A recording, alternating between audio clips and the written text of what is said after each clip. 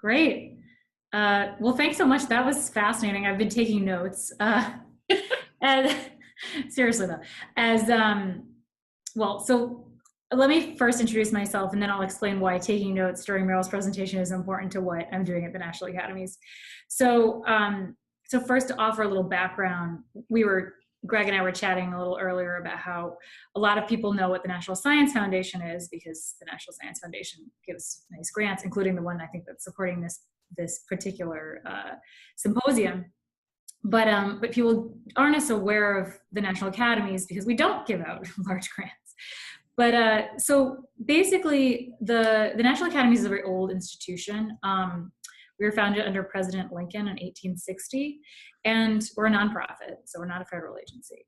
And the reason for our existence essentially is to advise the government on issues of public policy that have relevance to science and technology and medicine. Actually, the academies itself, there are three academies: the Academy of Science, the Academy of Engineering, and the Academy of Medicine.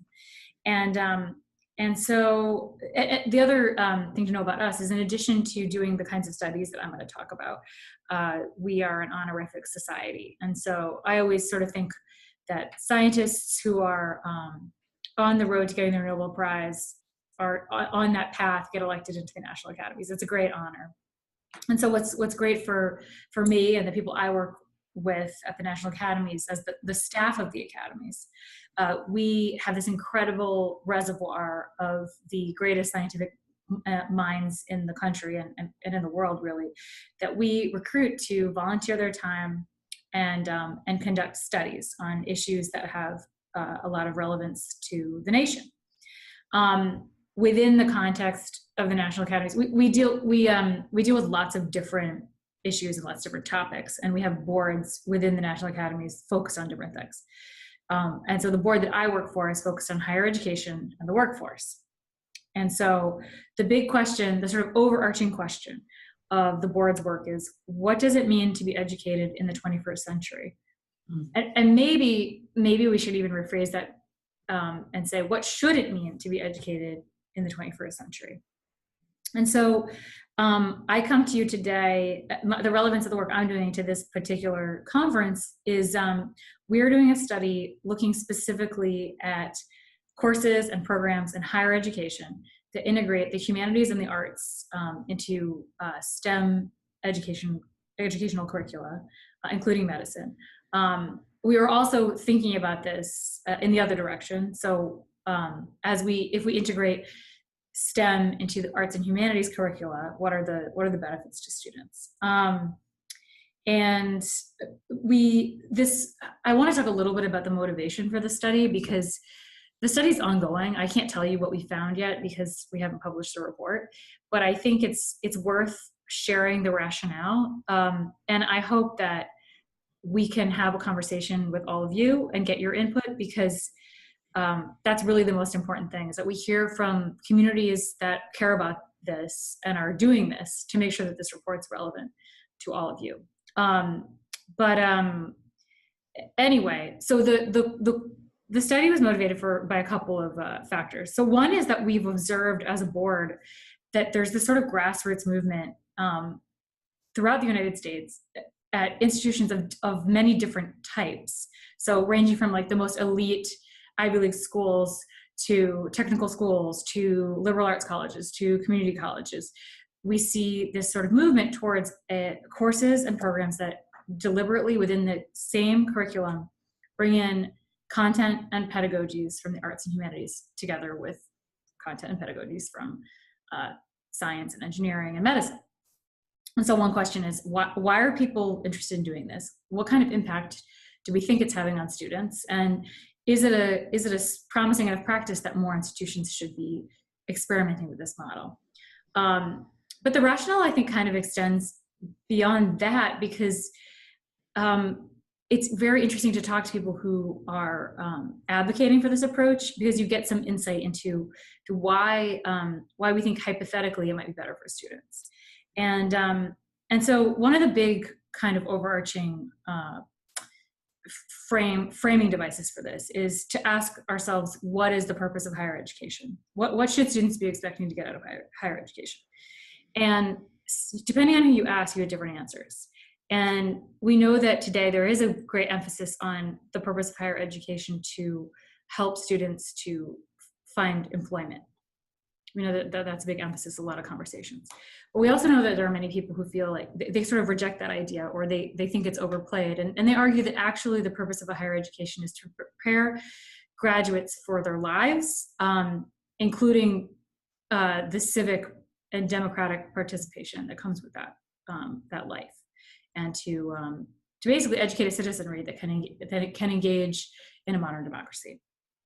And in the exploration of why so many people are pursuing these sorts of curricula that bring together knowledge from all these different disciplines, it's really fascinating. What's come out of it is sort of this idea that this kind of argument about is the purpose of higher education to help students get a job or to prepare them for life and citizenry kind of falls apart because the goals, the student learning goals of these courses are it seems equally applicable to employment and to participation in democracy and preparation for the complexities that come with life and engagement and enrichment.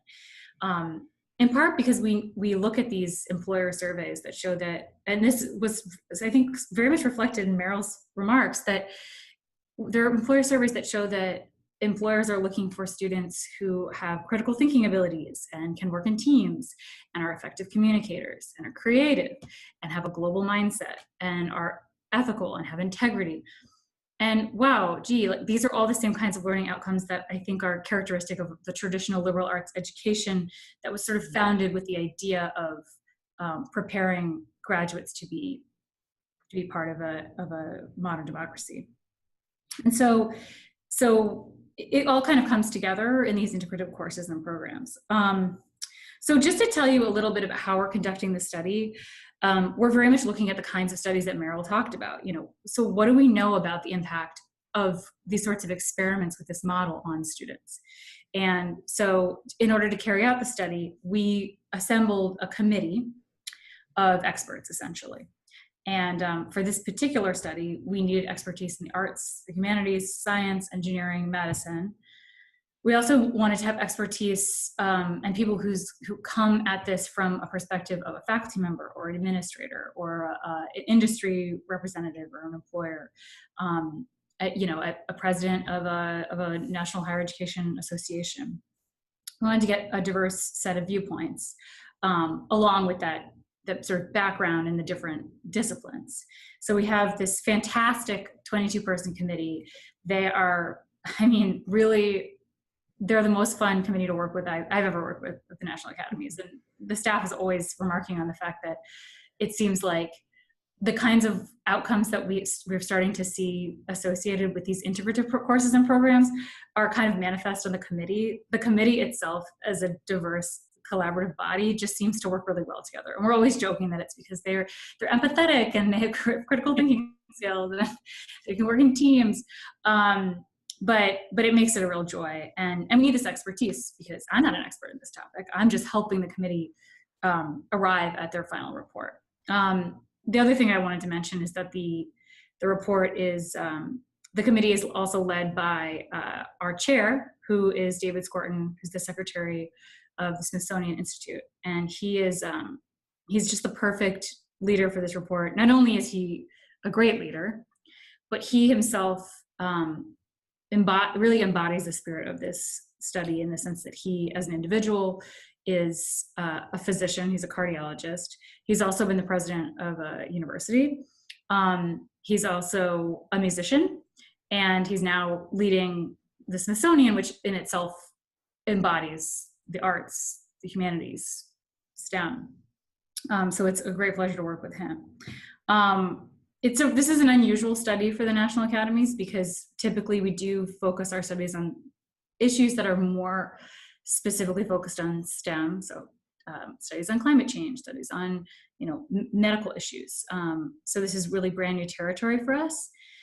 But it's pushing us to ask new kinds of questions I hope that some of you would be willing to weigh in on. And questions I actually started to write down. I'd like to ask Meryl when I'm done giving you my little overview.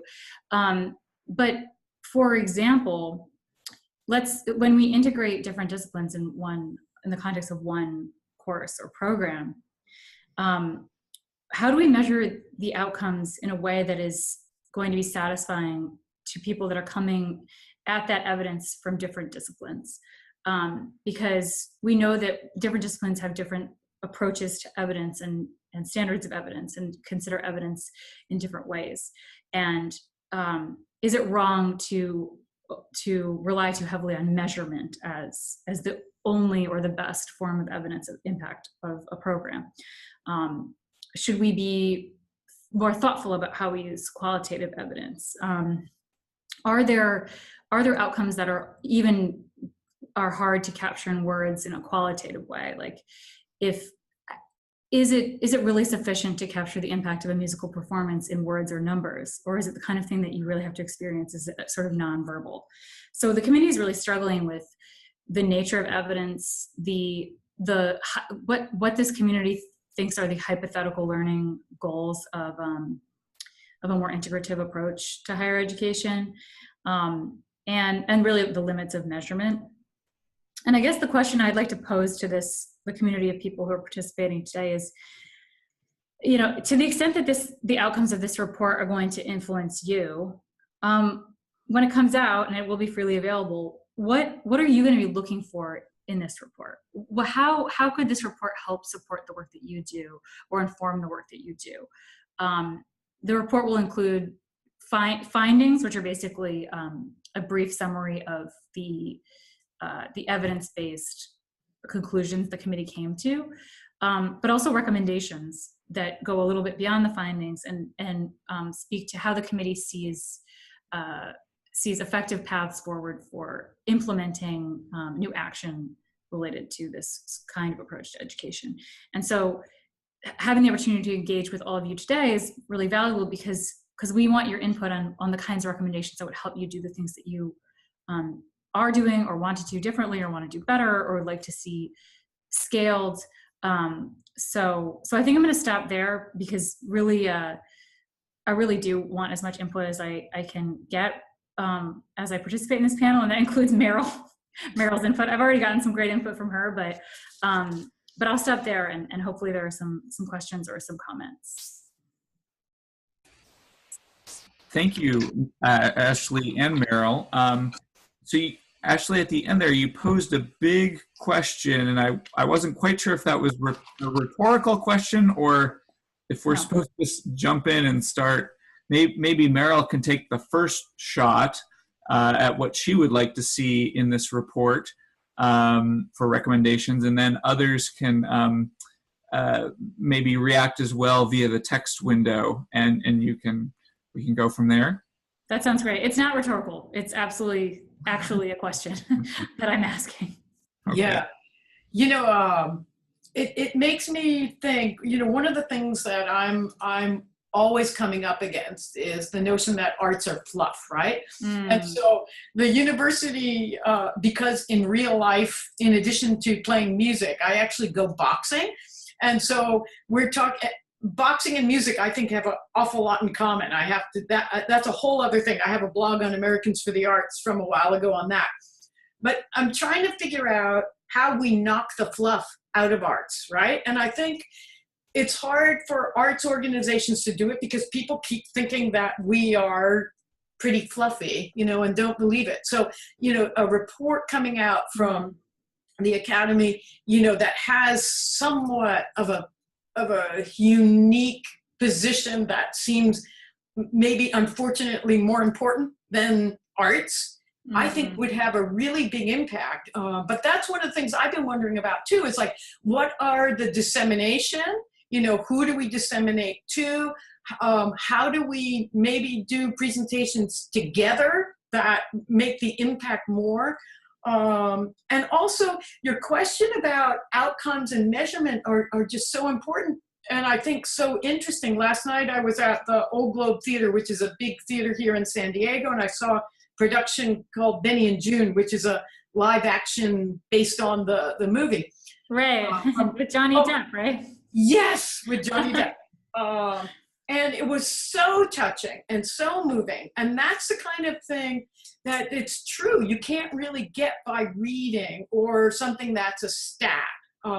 It's just a whole other thing. Or, you know, even with poetry, if we could just write or say what we wanted to say, we wouldn't have poetry, or we wouldn't have the arts. And so I'm really struck with the notion of an alternative or a way to disseminate that also captures the power of what the arts not only do for learning and career and success and pathways and, you know, all of that, but do just for being human. And that part, I think, is something, especially in the context of where we are right now, I don't want to lose. And you had mentioned that too, you know, with your committee, this whole notion of empathy and being able to work together. But that to me seems just so phenomenally important. Yeah. Do you think the arts as fluffy is certainly something we've heard, and actually some people we've spoken to, one of the way that we run these studies is we'll bring people in to talk to the committee and offer testimony, and we've heard actually it's really important when you do these sorts of integrative activities to make sure that the arts component is really, really rigorous and not compromised in any way. So that's just sort of a comment. But do you think that that this sort of angle that employers are seeking graduates that have arts and design experience helps to refute some of this idea that there's no kind of practical value to the arts? Yes, absolutely. And I think also highlighting things like NYPD, the New York Police Department, I think commissioned a playwright to write a play called Emmett and Anne. And it's basically on the life of Emmett Till and Anne Frank. And it was a way for them to train their recruits to be empathetic and understand race relations. And I think highlighting these different areas, you know, you mentioned medical, and I know there's a bunch of folks doing, you know, that, Brown or Harvard or UCSD, you know, so medical schools have gotten it, that, you know, in order to set the foundation for really good medical personnel, they need, taking arts makes a huge difference. Business people seem to be understanding this, and, you know, police. So how do we bridge that together to make this, you know, to knock that fluff that people have? It's such to me, it's such an interesting challenge, because it's this myth. It's not even true, you know, that the arts are fluffy. I wonder if it could come from the fact that too few people actually get to experience the arts, and so we tell them the arts have value, and they go, it doesn't sound like it has value. You gave me some numbers, you gave me some words about it, but I'm not convinced. Yet if they maybe had actually been exposed to it, they would all of a sudden get it. I wonder to what extent that is such a good point. And, you know, like last night, so I was I told you I was at Benny in June. Well, I took 40 students with me, 40 college students, none of whom had ever been to professional theater. Wow. And a couple of whom, this was their absolutely first play that they've ever been to. And they came away so excited, so touched, and, you know, wanting to go back. And I think about, you know, my students, like in the kids in the Dream Project, who have the arts, but so many of them didn't have the arts. And again, it's a matter of, if you don't have the arts, and in California, you know, there's been a whole generation, because it was in 1987 that Prop 13 was passed, and that was essentially the tax bill that cut school budgets in a big way. And so what happened was many schools, never mind No Child Left Behind and all that kind of stuff, just cut arts out. And, you know, so we've got a whole generation of students that came up, like my students, you know, didn't have hardly any arts in their school. So how would they know? Yeah. So it's systemic. Yeah, that's really, really interesting. Can I actually ask you a question about your presentation, Meryl? So I thought it was striking. Well, I thought it was really interesting that you're able to look at these survey results because it seems like it's a really nice scalable way to understand the impact of K to 12 arts exposure and how that feeds into post-secondary.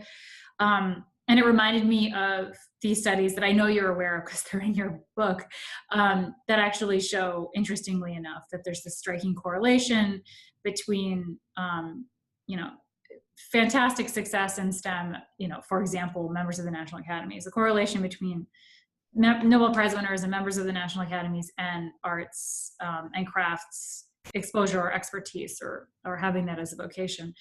And it's always very interesting. But then we sometimes just get it as a criticism or as a sort of potential other interpretation of that data that, maybe those individuals are just extraordinary and they're probably maybe okay, so they play the cello beautifully and they discovered they made some new breakthrough in chemistry, and they are a pro basketball player, or they're just these really special people. How do we know that it's the exposure to the arts that may have contributed to the STEM expertise? And I guess I would ask the same of as you look at these survey results and you see that the kids that had the access to the arts are reporting all these, they're self-reporting that they feel that they have all these great competencies and they're more likely to stay in. But do people ever ask you well, how do you know it's not that they, their parents made more money and so they got, more nurture, or they had more money to put them into extracurricular activities or something like that? Do you ever get that as kind of a pushback on some of this data? Not too often, but what I would say, yeah, I mean, it's very clear from our own research that, kids who come from backgrounds where they do have more money have much more access to arts. That's just so clear. And school districts that have more money have more arts. And, and that really breaks down along racial and also socioeconomic lines. And we have the national data that shows the same exact thing. So there's that out there. But what I would say is the other thing to consider is, we might have superhumans that are super cool and are just going to be good at everything no matter what. But I think that's actually probably the case for only 0.00001% of people. I think what we find is people who engage in the arts learn how to practice, learn how to stick with something, learn discipline. So it's not just the creative piece, which is, of course, super cool, and that's the part we get to enjoy as human beings. But the other part is it takes such grit. To do well at the arts takes a lot of work, and you have to learn how to practice, right? Practice just doesn't come naturally. And so I think what the arts really teach people is that they also have to work hard to do something well. So they're habits of mind. Still habits of mind. Yeah, that makes sense. So another question I have for you, and this is kind of an overarching question that's been posed to the committee too, because we make these recommendations, all the Academy's reports make recommendations, and we hope that they actually help to catalyze some action. But sometimes we make recommendations that don't take into consideration all the positive and negative pressures that might interfere with, seeing actual change. And so I keep thinking, we think about how we demand that we have some evidence from faculty that a particular educational intervention is working in a particular way. And you have these amazing studies with the teachers that were exposed to the training versus those who were not, and the incredible impact it has on the students. So I guess my question though is, should we be expecting that level of evaluation from all teachers? Or should it be the kind of thing where we ask, we say to ourselves, some teachers or faculty members don't have that expertise, they don't have the time, they don't have the support from the institution, it's asking too much, it's something that we should have more of a division of labor on, and we should have a partnership with the School of Higher Education or something. Or should we be asking more faculty? And this is actually, I think, more of an issue in higher ed than K-12, but should we be asking the faculty to take on this assessment, or is it just too much? No, it's not too much at all. So You know, your question kind of is a big range. So I'll tell you one thing that we're doing here on our campus, and it could be because, you know, I've been doing this research for long enough that, and saying it in academic senate long enough, you know, when people come and say, our students come in and they don't know any math, we have to have more remedial math classes at the university. And, you know, and I'll bring up, well, we need to have, you know, if the students had arts, and look at the SERP study and all this. So what we're doing is actually starting next fall, work with I'm in the School of Arts, but we're working with liberal studies in the School of Education, and all liberal studies students, so all future teachers, are going to be required to take a 2-semester class in arts integration. So we know that we can't really make up for the lack of arts education that the students had in their K through 12, but we can make a big difference at the university level in teacher preparation. And go at it from there.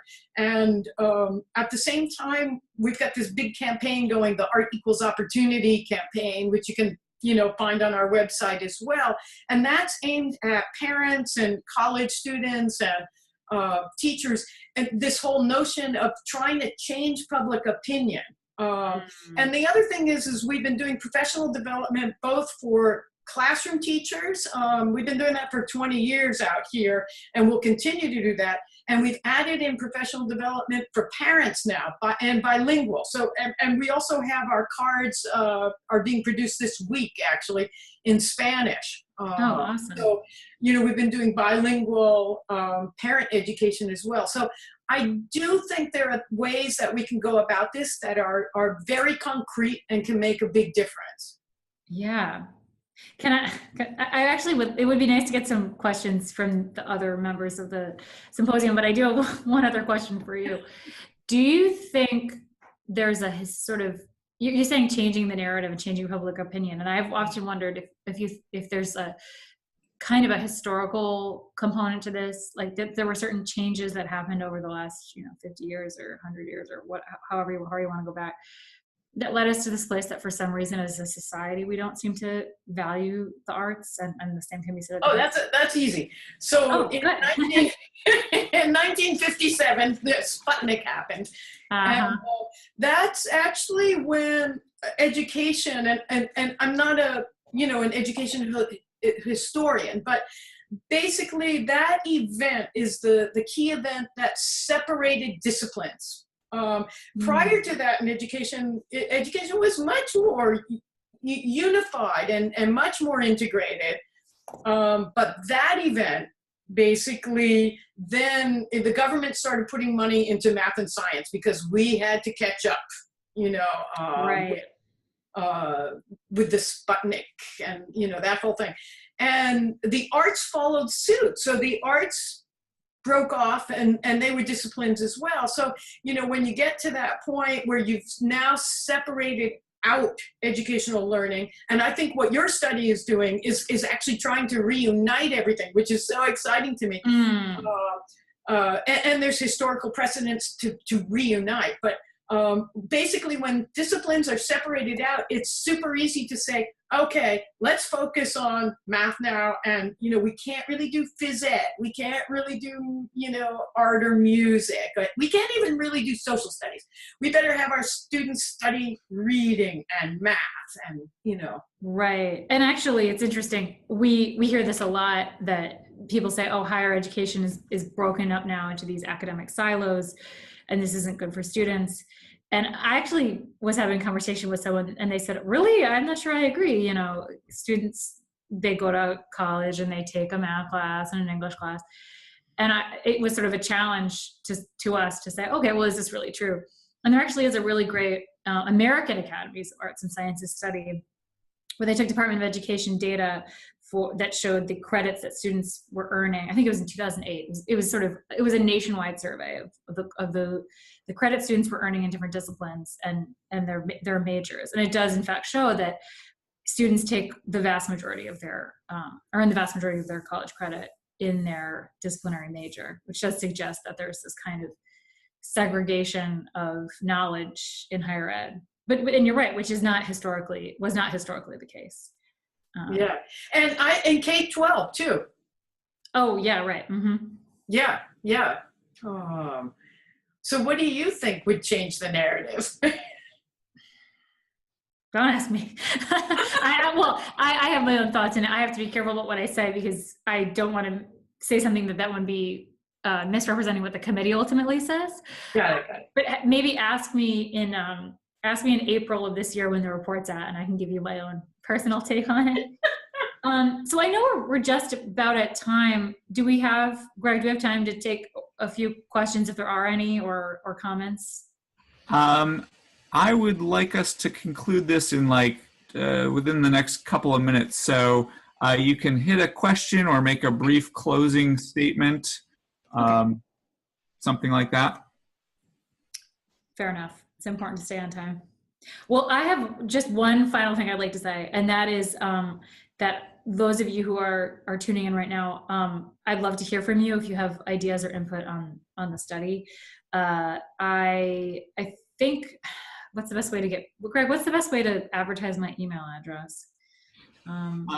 Well, we can put it in the chat window, and we can. Yeah, I'll do that right now. Email. So yeah. I'm going to put it in the chat window. It's something easy, right? Like abear@nas. It's really easy. I'm putting it in the chat window, but we do seriously want to hear from you. And honestly, even if you just want to tell us that there's a particular program at your school that we should be aware of, that's valuable too, because we are trying to assemble a kind of catalog of existing programs. Mm-hmm. Yeah. Great. All right. abear@nas.edu. Yes. I was going to say edu, and then I paused because are you an educational institution? Well, I guess you are. Yeah. We don't educate anyone except through our reports, but yeah, we are an academy, so. Yeah. Okay. I'll let Meryl have the last word.